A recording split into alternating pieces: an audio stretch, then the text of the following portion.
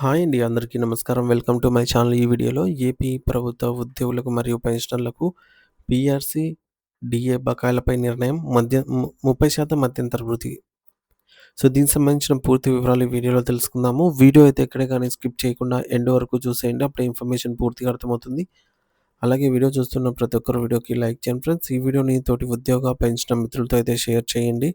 కొత్తగా మన ఛానల్ చూస్తున్నవారు ఇంకా ఎవరైనా సబ్స్క్రైబ్ చేసుకోకుంటే వెంటనే మన ఛానల్ అయితే సబ్స్క్రైబ్ చేసుకోండి. దీని ద్వారా నేను చేసే లేటెస్ట్ వీడియోస్ అన్నీ మీ వరకు రీచ్ అవుతాయి. ఇక ఆలస్యం చేయకుండా వివరాల్లోకైతే వెళ్ళిపోదాము. ఫ్రెండ్స్, ఇక విషయానికొచ్చినట్టయితే ఆంధ్రప్రదేశ్ రాష్ట్ర ప్రభుత్వ ఉద్యోగుల సమస్యలు ఇప్పుడు ఒక అత్యంత కీలకమైన మరియు నిర్ణయాత్మకమైన దశకు చేరుకున్నాయి.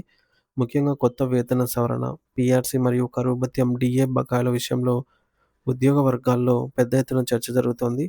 ఉద్యోగులకు రావాల్సిన అన్ని రకాల ఆర్థిక బకాయిలను ప్రభుత్వం ఏమాత్రం ఆలస్యం చేయకుండా సత్వరమే విడుదల చేయాలని కోరుతూ రాష్ట్ర వ్యాప్తంగా ఒక భారీ ఉద్యమ కార్యాచరణ మొదలైంది. ఈ కార్యక్రమంలోని ఆంధ్రప్రదేశ్ ప్రభుత్వ ఉద్యోగుల సంఘం ఆధ్వర్యంలో రాష్ట్ర వ్యాప్త వినతి పత్రాల అందజేత కార్యక్రమం చేపట్టారు. ఇందులో భాగంగా గురువారం నాడు పల్నాడు జిల్లా శాఖ నాయకులు, స్థానిక శాసనసభ సభ్యులు, ఎమ్మెల్యే డాక్టర్ చడలవాడ అరవింద బాబు గారిని కలిసి తమ సమస్యలతో కూడిన వినతి పత్రాన్ని సమర్పించారు. ఈ విన్నపం వెనుక ఉన్న ప్రధాన ఉద్దేశ్యం ఏమిటంటే, ప్రభుత్వంలో భాగస్వాములుగా ఉన్న ప్రజాప్రతినిధుల ద్వారా ముఖ్యమంత్రి గారికి మరియు ఆర్థిక శాఖ ఉద్యోగుల ఆవేదనను చేరవేయటమే. ఈ సందర్భంగా జిల్లా అధ్యక్షులు ఆహ్, చిన్న రామారెడ్డి గారు మాట్లాడుతూ, రాష్ట్ర ప్రభుత్వ ఉద్యోగుల పట్ల ప్రభుత్వం అవలంబిస్తున్న వైఖరిపై తీవ్ర ఆవేదన వ్యక్తం చేశారు. ప్రభుత్వం చెల్లించాల్సిన బకాయిలు ఇప్పుడు వేల కోట్ల రూపాయలకు చేరాయని, ఇది ఒక సాధారణ సమస్య కాదని ఆయన వివరించారు. ముఖ్యంగా 35,000 కోట్ల రూపాయల బకాయిలు పేరుకుపోయాయని చెప్పడం అంటే ప్రతి ఉద్యోగికి ఏదో ఒక రూపంలో ఆర్థిక ప్రయోజనం నిలిచిపోయిందని అర్థం. ఇందులో పెండింగ్ డీఏలు, పాత పీఆర్సీ బకాయిలు, మెడికల్ బిల్లులు మరియు ఉద్యోగుల సొంత పొదుపు మొత్తాలైన జీపీఎఫ్ నిధులు కూడా ఉండటం శోచనీయం. ప్రభుత్వం వెంటనే ఒక స్పష్టమైన కార్యాచరణను ప్రకటించకపోతే ఉద్యోగుల కుటుంబాలు ఆర్థిక సంక్షోభంలో కూరుకుపోయే ప్రమాదం ఉందని ఆయన హెచ్చరించారు. కొత్త పీఆర్సీ కమిటీని ప్రభుత్వం వెంటనే ఏర్పాటు చేయాలని ఉద్యోగ సంఘాలు డిమాండ్ చేస్తున్నాయి.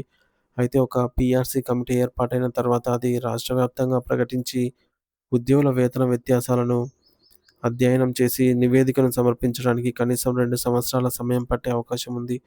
ఈ సుదీర్ఘ కాలం పాటు ఉద్యోగులు పెరిగిన ధరతో ఇబ్బంది పడకుండా ఉండాలంటే ఉపశమనం లేకుండా మధ్యంతర భృతి వెంటనే ప్రకటించాలి. అందుకే ఉద్యోగులందరూ ఏకకంఠంతో 30% ఐఆర్ ఇవ్వాలని గట్టిగా అడుగుతున్నారు.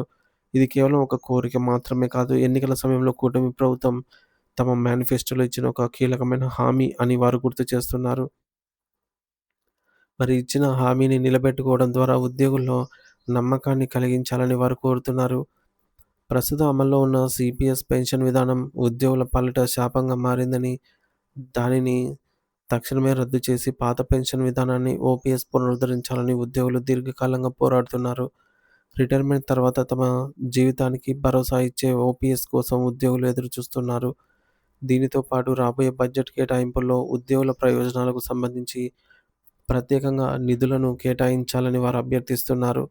ప్రభుత్వం బడ్జెట్ ప్రవేశపెట్టినప్పుడు కేవలం అంకెలు చూపడం కాకుండా క్షేత్రస్థాయిలో బకాయిలు చెల్లించడానికి అవసరమైన నగదును అందుబాటులో ఉంచాలని వారు కోరుతున్నారు. మరి ఈ పోరాటాన్ని కేవలం ఒక జిల్లాకో లేదా ఒక ప్రాంతానికో పరిమితం చేయకుండా రాష్ట్రంలోని మొత్తం 175 మంది శాసనసభ సభ్యులకు మరియు 58 మంది శాసన మండలి సభ్యులకు, ఎమ్మెల్సీలకు వినతి పత్రాలు అందజేస్తున్నట్టు సంఘం నేతలు వివరించారు. శాసనసభలో ఉద్యోగుల సమస్యలపై ఒక లోతైన చర్చ జరగాలని, ప్రజాప్రతినిధులు తమ నియోజకవర్గాల్లోని ఉద్యోగుల పక్షాన గళం విప్పాలని వారు విజ్ఞప్తి చేశారు. 35,000 కోట్ల బకాయిల చెల్లింపు అనేది కేవలం ప్రభుత్వానికి ఉన్న ఒక అప్పు మాత్రమే కాదు. అది ఉద్యోగి శ్రమకు దక్కాల్సినటువంటి ప్రతిఫలమని వారు గుర్తు చేస్తున్నారు. 30% మధ్యంతర భృతి ప్రకటిస్తే అది ఉద్యోగులకు తక్షణ ఆర్థిక ఊరటనిస్తుందని, తద్వారా వారు మరింత ఉత్సాహంగా ప్రభుత్వ సేవల్లో పాల్గొంటారని వారు వివరిస్తున్నారు. మరి పీఆర్సీ నివేదిక వచ్చే వరకు వేచి చూడటం అంటే ఉద్యోగుల ఓపికను పరీక్షించడమే అవుతుందని, అందుకే ఐఆర్ ప్రకటన తక్షణమే అవసరమని వారు నొక్కి చెప్పారు.